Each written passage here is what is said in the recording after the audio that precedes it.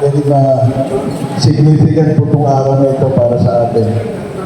At talagang nakakataba po ng loob sapagkat muli, binisita po tayo ng ating minamahal na senadora, ng ating Senator ng Las Piñas, Pilipinas. So we acknowledge her presence. Palakpakan po natin muli ang ating mga senadora. Cynthia Aguilar.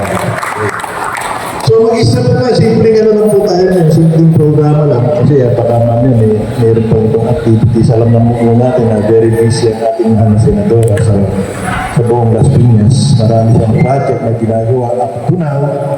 Maraming kaman, anak, Espiritu Santo, Lord God, maraming salamat po sa hapon ito na pinagkaroon mo sa amin at kami pagkasama-sama dito sa amin yung Portis Hall at kung sa panahon ito, Lord, kami dapat ay natutulog, pinalapat na kami ay magkasama-sama upang bigyan ng magpapahalaga okasyon ito dahil ito ang nakataon.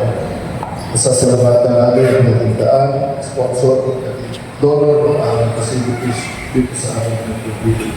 Ating pong pakinggan yung sa ating ginagawa na senadora. Kasi ito rin yan, magiging tayo ng inspirasyon dito sa ating sa inyo. Kaya, nakita rin tayo, alapakan natin ang ating mga nasita at senadora ng Pilipinas at sa buong ng Pilipinas. Maraming salamat po, nais kong batiin ang Journal sa Division of Honors Association headed by President Mr. Alvin Pangilinan, Vice President Mr. Miguel Pilapit Jr., Treasurer Ms. Maria Blanca Leguro, Secretary Ms. Mary Isabel Chu, Assistant Secretary Ms. Josie Cataluna, and of course, your Financial Management Manager, Mr. Ariel Kaakbay, and Grievance and Special Projects, Mr. Demetrio Dizon Jr., and Security and Peacekeeping, Mr. Reynoso Jimenez, and Mr. Norbert Villano. And of course, ang Senior Citizens Affairs, headed by President Demi Abir, and Secretary Julita Quilanes, Assistant Secretary Laila Abir, Treasurer Julita Iban, and Advisor Walter Pial.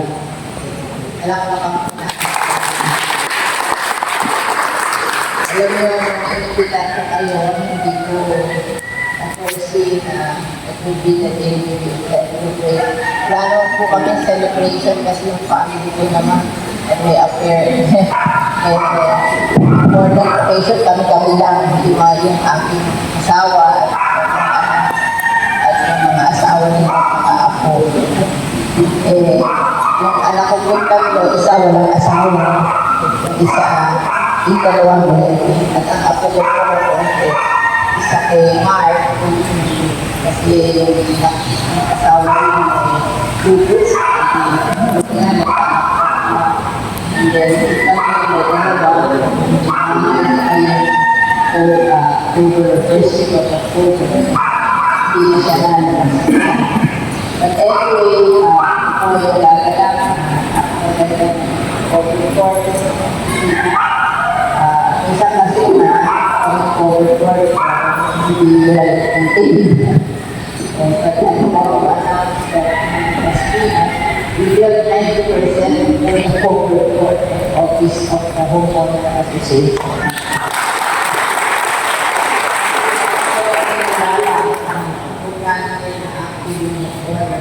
To preserve the community to kaya open up kami ng facilities kasi ever since naman po family like walang pagsabi kasi mapapagyan hindi na rin worthwhile Board of Directors kung pumasyal sa wetland sa Las Piñas Caravangue.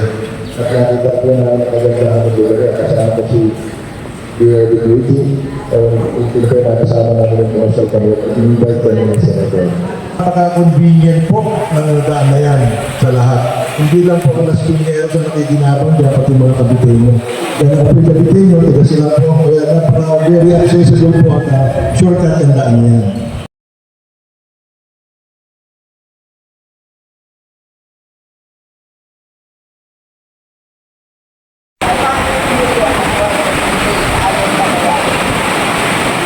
Kaya medyo yung mga anak ko sila po, nalalakay na sila dahil yung mga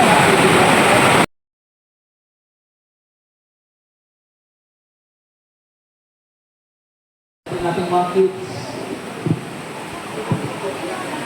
Doon tayo. Picture.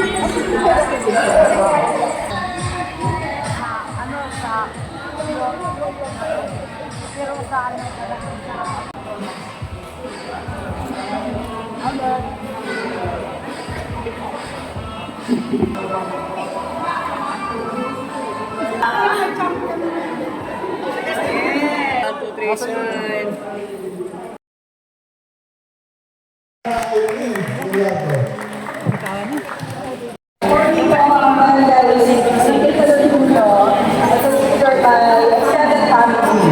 Yan, kung ito kabilang nila ng Barangay Talagurino at ang ginagawa ng Gawin ay officially ay magiging Talagurino na po within 3 years. No? Pagandahan ng dekorasyon sa arko.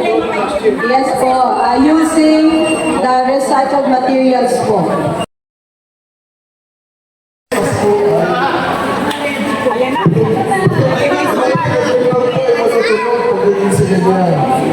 Ang inihiling po namin, officially, Kapitana Ayalin Tagliardo, mula sa mga taga-village po ng Ritmo, ay sound system para sa ating kapilya, para pagkakilisa, meron tayong mass celebration, mas malinaw ang ating pagsamba at pagkakanilagin. So yun po ang pinarating na sulat natin at Kapitana Ayalin. Thank you po in advance.